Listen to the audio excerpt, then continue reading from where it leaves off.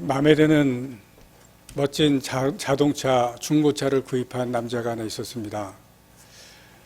차를 타고 며칠이 지난 후에 자동차에서 찌뿌덩거리는 소리가 나기를 시작했습니다.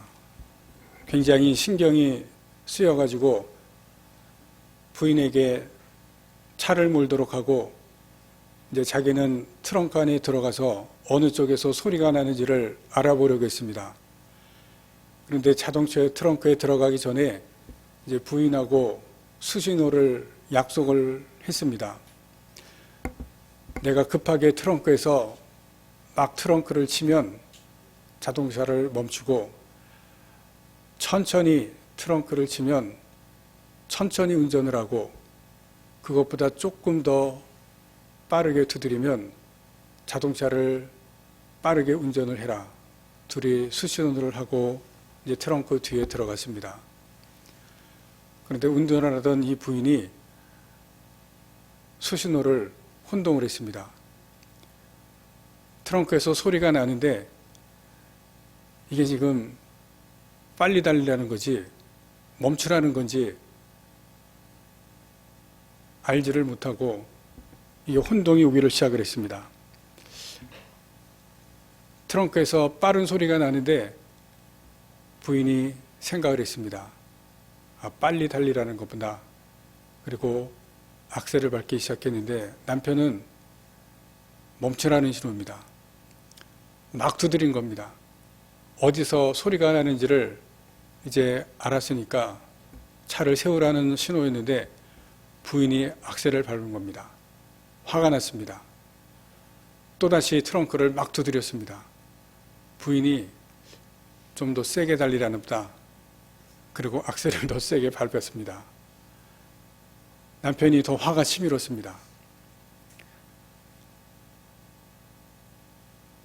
부인이 계속해서 빠르게 달리는데 남편이 더 이상 하다가는 안 되겠다 싶어서 치는 것을 멈췄습니다.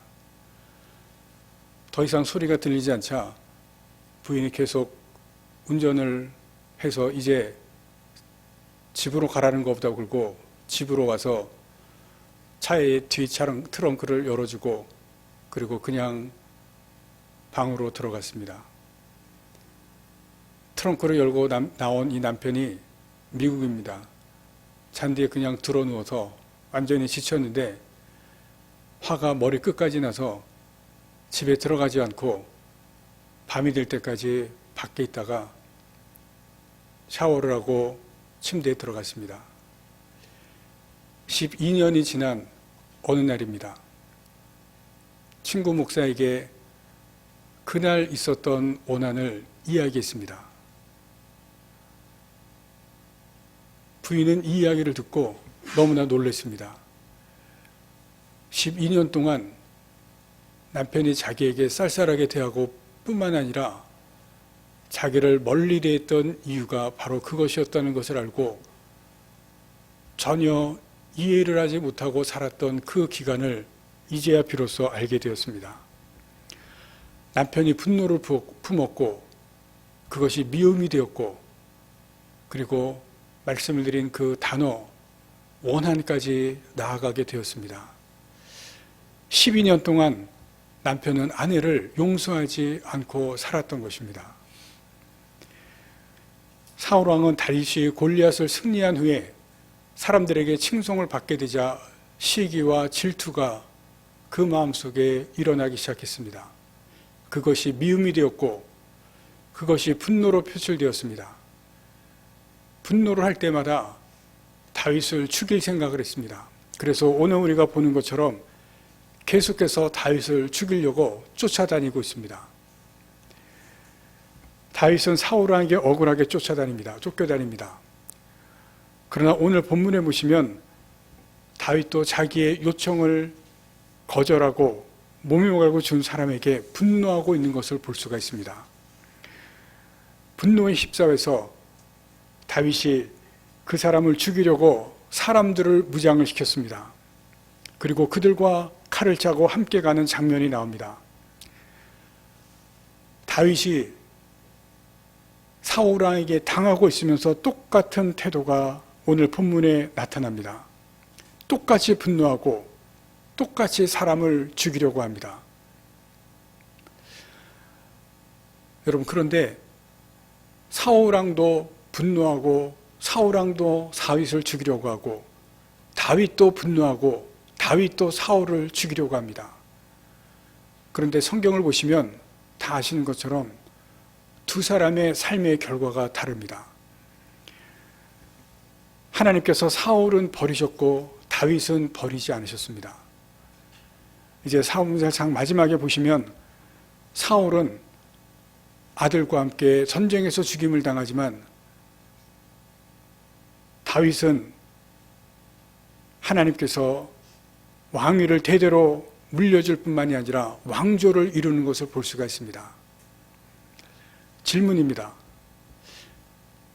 사울과 다윗은 같은 태도를 보였는데 왜 전혀 이렇게 다른 삶의 결과가 나왔을까?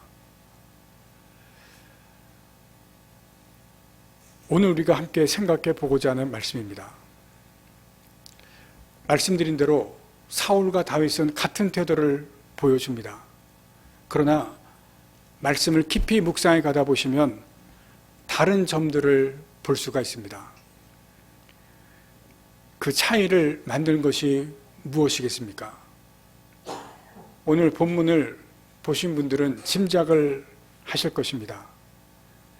한 여인의 개입이 있습니다.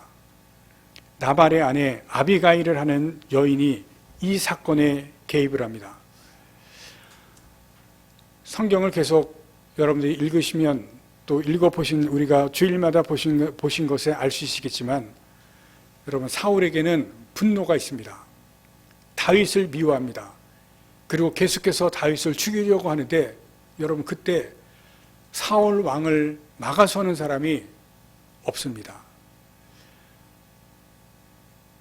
사울이 다윗을 죽이려고 하는 것을 주위에 있는 사람들이 알고 그리고 백성들까지도 다 압니다. 그러나 그 다윗을 막아서는 사람, 사울에게 다윗을 죽이지 말라고 하는 사람은 아무도 없습니다.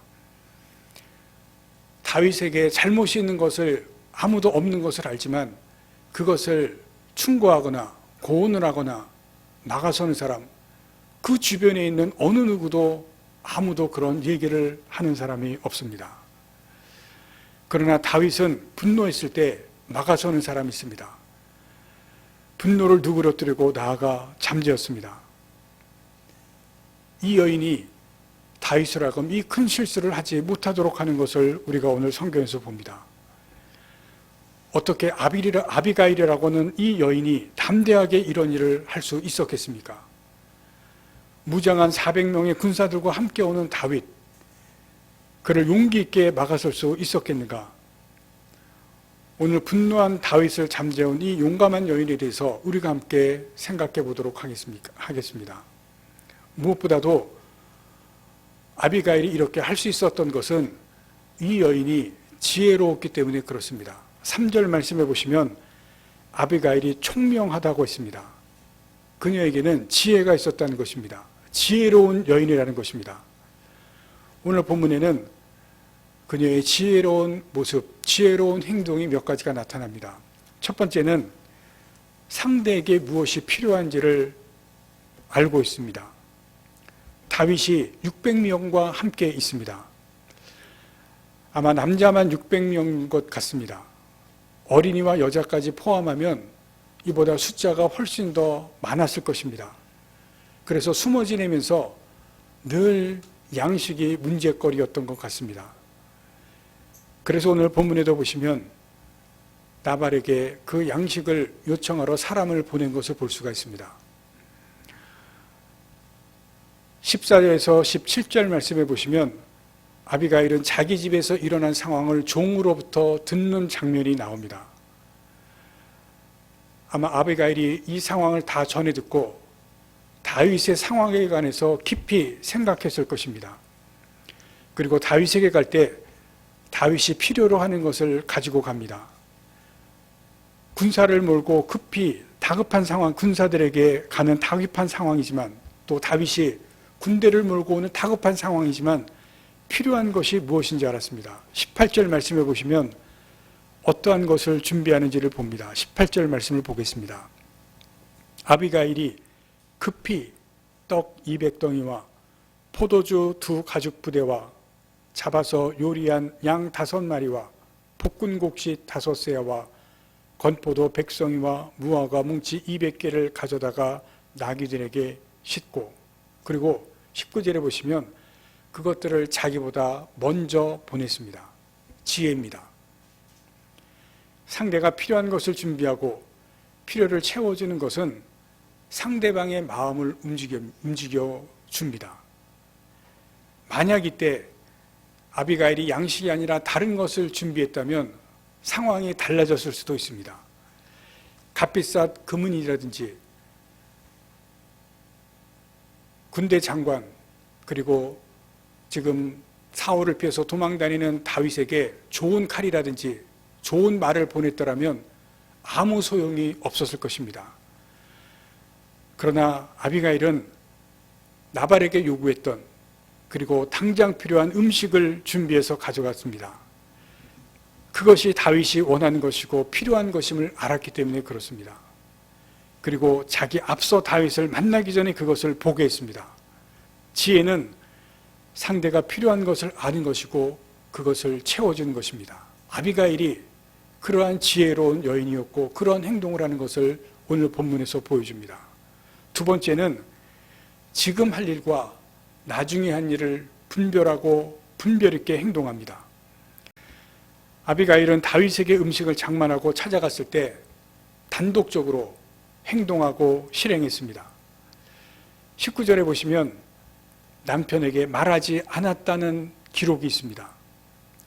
남편이 어떤 성향의 사람인지를 알았기 때문에 그렇습니다. 지금 내가 하는 것을 남편에게 먼저 말하면 분명히 못하게 할 것을 알았습니다. 그래서 남편에게 말하지 않고 스스로 독단적으로 결정하고 판단하고 행동합니다. 지금은 때가 아니라고 판단했기 때문에 그렇습니다. 말하지 않아야 될 때입니다. 지금 자기의 생각을 말하지 아니할 때라는 것을 판단합니다.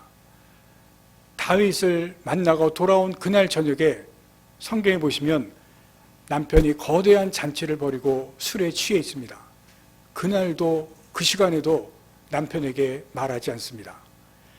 그 다음날 아침 남편이 술에서 깨어나고 맑은 정신일 때, 그때 어떤 일이 있었는지, 자기가 무슨 일을 했는지 그 시간에 말을 합니다. 지혜입니다. 때를 분별하는 지혜입니다. 아비가일에게는 말해야 될 때와 말하지 않아야 될 때, 지금 말할 때와 나중에 말해야 될 때, 그런 분별하는 때가 있었던 것을 보여줍니다. 지혜입니다. 세 번째는 해야 할 말을 했습니다. 지혜는 그 장소, 그 시간에 꼭 필요한 말을 하는 것이 지혜입니다. 아비가일이 다윗의 분노를 잠재워할 이 만남, 분노를 잠재워하는 그 시간에 반드시 필요한 말을 하는 것을 성경에서 볼 수가 있습니다. 아비가일이 다윗을 만났을 때의 한 말의 핵심이 무엇인지 아십니까? 하나님에 관한 것입니다. 하나님께서 무슨 일을 하시는지 그것을 말했습니다. 우리가 함께 보시겠습니다. 26절 말씀입니다. 내 주여 여호와께서 살아계심을 두고 맹세하노니 내 주도 살아계시거니와 내 주의 손으로 피를 흘려 친히 보복하시는 일을 여호와께서 막으셨으니 내 주의 원수들과 내 주를 해하려는 자들은 나발과 같이 되기를 원하나이다. 무슨 말씀을 합니까? 하나님께서 다윗의 손으로 피를 흘려 친히 보복하시는 일을 막으셨다고 말합니다. 하나님의 하시는 일에 관해서 아비가일이 말합니다. 28절 말씀을 보겠습니다. 주의 여종의 허물을 용서하여 주옵소서.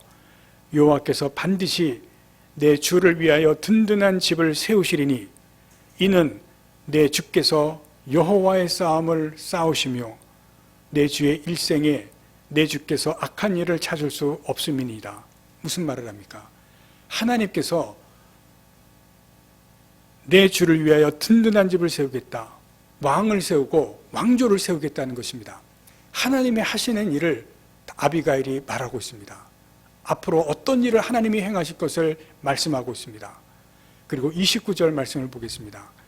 사람이 일어나서 내 주를 쫓아 내 주의 생명을 찾을지라도 내 주의 생명은 내 주의 하나님 여호와와 함께 생명싸개 속에 쌓였을 것이요, 하나님의 생명싸개 속에서 하나님께서 보호하시고 지키실 것이다 말씀합니다. 여러분, 이것은 하나님께서 하시는 일들을 하나하나 말씀하시고 있습니다. 핵심이 하나님의 하시는 일입니다. 이 말들, 여러분, 아비가일이 순간적으로 했을 것 같습니까? 아닙니다. 아비가일은 이 말을 준비해서 했을 가능성이 많습니다. 앞에서 보신 것처럼 아비가일은 음식을 준비했습니다. 그 준비하는 시간이 있었습니다. 다윗을 만나러 오는 시간이 있었습니다. 다윗을 만나러 오는 그 시간이 있었습니다. 이 시간들 동안 아마 아비가일이 내가 다윗을 만났을 때 무슨 말을 할까 준비했을 것입니다. 아마 기도하면서 준비했을 가능성도 있을 것입니다. 기도를 했을지는 모르겠지만 분명히 다윗을 만날 때 무슨 말을 할까 준비했을 가능성이 분명합니다. 이 아비가일의 말들은 지혜의 언어들입니다. 하나님에 관한 지혜의 언어들입니다. 왜냐하면 결과가 다윗의 이 분노, 그것을 잠재웠기 때문에 그렇습니다. 다윗의 마음을 돌이켰습니다. 다윗의 마음이 어떤 마음입니까? 분노에 들끓는 마음입니다. 사람을 죽이겠다는 살인하는 그 마음이 있었는데 그 마음을 잠재우고 그 마음을 돌이켰습니다. 그것은 아비가일의 말이, 잘 들으십시오, 지혜의 말이지만 사람의 지혜가 아닙니다. 그냥 사람의 지혜에서 나오는 말이 아니라는 것입니다. 이것은 하나님의 영에서 나오는 지혜입니다. 아비가일의 말은 하나님에 관한 말을 했고 살인의 분노를 잠재웠기 때문에 그렇습니다. 여기에서 우리가 생각할 것이 있습니다. 아비가일이 어떻게 이런 지혜로운 여인이 되었을까? 앞에서 말한 세 가지 지혜의 행동을 우리가 보았습니다. 지혜로운 여인이라고 말했는데, 성경에도 지혜롭다고 말했는데 어떻게 이런 지혜로운 여인이 되었을까? 이 부분을 우리가 깊이 생각해 보아야 됩니다. 말씀드린 대로 지혜는 사람의 지혜가 있지만 사람에게서 나온 지혜가 아닌 것이 있습니다. 하나님의 영이 주시는 지혜입니다. 고린도전서 12장에 보시면 은사에 대해서, 여러 가지 은사에 대해서 가르쳐 주시는 것이 있습니다. 성령의 여러 은사에 대해서 사도 바울이 가르쳐 줍니다. 그 은사 중에 8절에 지혜가 나옵니다. 어떤 사람에게는 성령으로 말미암아 지혜의 말씀을 주신다 말씀입니다. 지혜의 은사입니다. 성령께서 주시는 지혜입니다. 지혜의 영은 성령께서 주시는 것이라고 분명히 말씀합니다. 여러분, 우리도 지혜가 필요합니다. 그러나 사람의 지혜가 아니라 하나님께서 주시는 지혜가 우리에게 있어야 됩니다. 그래서 야고보는 우리에게 지혜를 달라고 기도하라고 말씀합니다. 야고보서 1장 5절 말씀입니다. 너희 중에 누구든지 지혜가 부족하거든 모든 사람에게 후히 주시고 꾸짖지 아니하시는 하나님께 구하라 말씀합니다. 그런데 야고보서 그 다음 말씀에 더 중요하신 말씀이 있습니다. 기억하실 말씀이 있습니다. 그리하면 주시리라. 주시겠다고 말씀합니다. 우리가 지혜가 필요한데 하나님께 구하고 구하면 주신다 말씀합니다. 여러분, 왜 하나님께서 구하면 주시겠다고 말씀하시겠습니까? 성령의 은사이기 때문에 그렇습니다. 은사는 선물입니다. 하나님께 구하면 선물이기 때문에 하나님께서 그 선물을 주신다고 분명히 말씀합니다. 여러분, 우리는 이 땅을 살아갈 때 지혜가 반드시 필요합니다. 아비가일과 같은 이런 지혜가 있으면 분노하는 자의 그 분노까지도 잠재우고 우리가 어느 때 어느 상황에서 무엇을 해야 될지 판단하고 결정할 때 하나님께서 주신 지혜가 있을 때 그 상황에서 어떤 판단을 하는 그 지혜가 우리에게 있을 때는 판단할 수가 있습니다. 어떤 상황에서 누구에게 무슨 말을 해야 될지 그 말을 해야 되는 지혜가 필요할 때 하나님께서 지혜를 주실 때 그 말을 할 수가 있습니다. 하나님께서 주시는 지혜가 있는 자는 하나님에 관한 것을 알 수가 있습니다. 오늘 본문에서 아비가일이 다윗에게 하는 것처럼 하나님에 관한 것을 아실 수 있는 지혜는 하나님께서 주시는 지혜가 있는 자에게 그런 지혜가 찾아오게 됩니다. 하나님에 관한 것을 통찰할 수 있는 지혜입니다. 여러분, 이 지혜를 하나님께 구하시기 바랍니다. 구하면 주신다고 분명히 말씀하셨습니다. 하나님께 지혜를 구하시고 이러한 지혜를 받으시는 여러분이 되시기를 간절히 바랍니다. 두 번째는 아비가일에게는 용서에 관한 것이 있었습니다. 아비가일은 용서를 구한 사람입니다. 25장에 보시면 아비가일이 다윗을 처음 만났을 때 길에서 400명의 무장한 군사와 함께 처음 아비가일을 마주쳤을 때 아비가일의 첫 말하는 것이 무엇인지를 여러분 보시기를 바랍니다. 무슨 말을 하는지 함께 보시겠습니다. 24절입니다. 그가 다윗의 발에 엎드려 이르되 내 주여 원하건대 이 죄악을 나 곧 내게 돌리시고. 무슨 말입니까? 다윗을 만나자마자 가장 처음 한 것이 죄가 있다고 말합니다. 그런데 이 죄가 누구 죄입니까? 자기의 죄가 아니라 다른 사람의 죄입니다. 남편이 죄를 지었는데 그 죄를 자기에게 돌리라고 말합니다. 나에게 죄가 있다고 말하는 것을 여기서 볼 수가 있습니다. 무슨 뜻입니까? 용서를 구하는 것입니다. 나에게 죄가 있고 나에게 죄를 돌려달라, 용서를 구하는 것입니다. 28절에 보시면 직접적으로 용서를 구하는 것을 보실 수가 있습니다. 28절을 보겠습니다. 주의 여종의 허물을 용서하여 주옵소서. 자기의 죄가 아니고 다른 사람, 남편의 죄인데 나에게 죄를 돌려달라고 하고 자기가 허물을 용서해 달라고 용서를 구합니다. 여러분, 아비가일은 용서에 관한 것이 있는 것을 보여줍니다. 자기의 죄도 아니면서 자기가 죄를 지었고 용서를 구하고 있습니다. 아비가일이 어떻게 자기가 한 죄도 아닌데 자기 죄라고 하고 용서를 구할 수 있었겠습니까?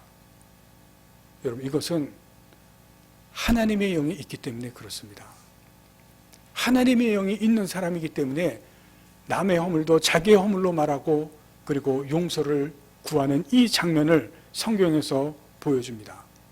여러분, 이 일을 이해하기 위해서 우리가 한 사람, 다른 사람과 비교하겠습니다. 사울을 보시기 바랍니다. 여러분, 사울의 삶에는 한 가지 없는 것이 있습니다. 뭔지 아십니까? 용서가 없습니다. 사울은 다윗을 시기하고 질투하고 미워하기 시작하면서부터 다윗을 절대로 용서하지 않습니다. 다윗을 계속해서 쫓아다니면서 다윗을 절대로 용서하지 않습니다. 그의 마음에 미움이 시작되고 그를 분노하고 쫓아다니면서 절대 용서가 없습니다. 그래서 끝까지 다윗을 죽이려고 쫓아다닙니다. 다윗에게 향한 그 분노, 다윗에게 향한 그 미움, 그것 때문에 다윗을 용서하지 않습니다. 우리가 앞에 24장에서 무엇을 보았습니까? 다윗이 있는 굴 속에 사울이 찾아 들어왔습니다. 그때 사람들이 사울을 죽이라고 할 때 다윗이 죽이지 않고 돌려보냈습니다. 그리고 멀리 서서 다윗이 사울을 불렀습니다. 그때 사울이 어떤 장면이 나오는지 앞에 잠깐 보시면 사울왕이 다윗을 보면서 웁니다. 그러면서 이런 말을 하는 것을 보실 수가 있습니다. 24장 18절 19절 말씀을 잠시 보시겠습니다. 24장 18절 19절입니다. 제가 읽겠습니다. 사울의 말입니다. 내가 나 선대하는 것을 오늘 나타냈나니 여호와께서 나를 내 손에 넘기셨으나 내가 나를 죽이지 아니하였도다. 사람이 그의 원수를 만나면 그를 평안히 가게 하겠느냐. 내가 오늘 내게 행한 일로 말미암아 여호와께서 내게 선으로 갚으시기를 원하노라. 여러분, 사울 입에서 놀라운 말이 나옵니다. 그러나 이것은 용서가 아닙니다. 절대로 용서가 아니라 잠시 사울이 감동을 받고 하는 이야기입니다.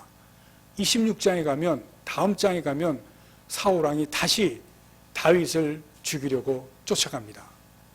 잠시 감동을 받아서 눈물 흘리고, 그리고 다윗에게 이런 말을 하는 것처럼 보이지만, 그러나 또다시 미움 때문에 분노하고 다윗을 죽이려고 쫓아갑니다.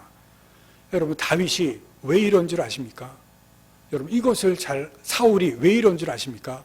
이것을 알아야 됩니다. 사울 왕의 마음속에는 악한 영이 작동을 합니다. 악한 영이 역사합니다. 사무엘상 16장에 보시면 악한 영이 처음으로 사울 왕에게 들어갑니다. 그리고 수시로 악한 영이 사울 왕에게 들어가서 역사하는 것을 성경에서 보여줍니다. 왜 사울 왕에게 악한 영이 들어갔을까요?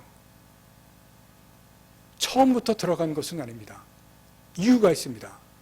그의 마음속에 분노가 있고 그의 마음속에 미움이 있을 때 그 틈을 타서 악한 영이 들어갑니다. 여러분, 이것을 잘 보셔야 됩니다. 사람들의 마음속에는 악한 영이 들어가는 이유가 있습니다. 감정을 통해서 들어가고 생각을 통해서 들어가는데, 사울에게는 분노의 마음, 미운 감정, 그것을 통해서 악한 영이 들어갑니다. 그리고 그 속에서 나오지를 않습니다. 수시로 분노하게 하고, 수시로 미워하게 하고, 수시로 그 속에서 작동을 하게 합니다. 다윗을 생각만 하면 미워지고 분노하게 하고 죽이도록 만드는 것을 볼 수가 있습니다. 그래서 그 마음속에 없는 것이 무엇이냐면 용서입니다. 다윗을 용서하지 않게 만듭니다. 악한 영은 용서하지 않게 하고 용서하지 못하게 합니다. 여러분, 근데 아실 것은 용서하는 사람 마음속에는 악한 영이 거하지 못합니다. 아비가일을 보시기 바랍니다. 용서에 관한 사람입니다. 자기가 잘못하지 않았는데도 대신 용서를 구합니다. 거룩한 영이 거하기 때문에 그렇습니다. 하나님의 영이 거하기 때문에 그렇습니다. 아비가일이 다윗에게 용서를 구하고 다윗의 자기의 잘못이 아님에게도 용서를 구하는 이것 때문에 다윗이 영향을 받습니다. 다윗의 분노가 잠재워집니다. 다윗이 자기의 마음을 돌이키는 다른 사람에게조차도 영향을 미치고 다른 사람에게 분노도 잠재우는 놀라운 역사가 일어나는 것을 볼 수가 있습니다. 하나님의 영이 거한 사람, 거룩한 성령이 거한 사람의 놀라운 역사하심을 오늘 본문에서 우리들에게 보여줍니다. 모든 분노가 악한 영들로부터 오는 것은 아닙니다. 여러분, 우리들에게는 분노라는 감정이 다 있습니다. 일반적인 사람들에게는 다 있습니다. 그러나 여러분, 아실 것이 있습니다. 분노는 많은 경우에 악한 영들과 관련은 맺고 있다는 사실입니다. 분노는 많은 경우에 악한 영들로부터 통해서 우리에게 온다는 사실을 반드시 기억하시기를 바랍니다. 처음에는 내가 화를 내고 처음에는 내가 분노했을지라도 시간이 지나면 악한 영들이 그것을 이용하고 그것을 틈타서 우리에게 들어옵니다. 그래서 내가 분노에 사로잡혀서 내 자신을 통제하지 못하게 됩니다. 악한 영의 개입입니다. 에베소서 4장 25절 말씀에 우리에게 중요한 말씀을 합니다. 분을 내어도 죄를 짓지 말고 해가 지도록 분을 품지 말라. 왜 해가 지도록 분을 품지 말라고 했을까요? 중요한 말씀입니다. 왜 해가 지도록 분을 품지 말라고 했겠습니까? 사도 바울은 거룩하신 성령에 대해서 임재가 있고 거룩한 성령을 잘 알고 있습니다. 그러나 거룩한 성령 때문에 악한 영도 잘 알고 있었던 분이 사도 바울입니다. 에베소서 4장 25절 다음 말씀에 26절에 이 말씀을 합니다. 마귀에게 틈을 주지 말라. 해가 지도록 분을 품지 말라고 한 것은 해가 지도록 분을 품으면 악한 영이 틈타는 것을 사도 바울이 알았기 때문에 그렇습니다. 계속 분을 품고 계속 화를 내가 가지고 있으면 그 틈을 악한 영이 탄다는 것입니다. 그 틈을 타고 악한 영이 나에게 들어와서 나를 이용하고 나에게 역사한다는 것을 사도 바울이 분명히 알았습니다.